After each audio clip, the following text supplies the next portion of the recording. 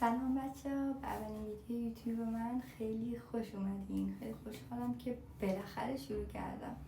راستشو بخواین من خیلی وقت یعنی مدت هاست به این فکر میکنم که دوست دارم یوتیوب رو شروع کنم. حالا نه به خاطر درآمدش یا هر چیز دیگه ای، درسته البته مهمه ها، ولی من بیشتر به خاطر علاقم دوست داشتم شروع کنم و ولی همیشه میترسیدم، نمیدونستم از کجا شروع کنم. حتی الانم که شروع کردم اصلا مطمئن نیستم، هی میگم که نه خوب نیست، خوب نشده، باید بهتر بشه، باید چیزای بهتری یاد بگیرم. ولی خب نمیدونم، گفتم بذار شروع کنم و اشکال نداره که همه چی خوب نیست. اصلا بذار این بدترین ویدیو یوتیوب جهانم باشه، اشکال نداره.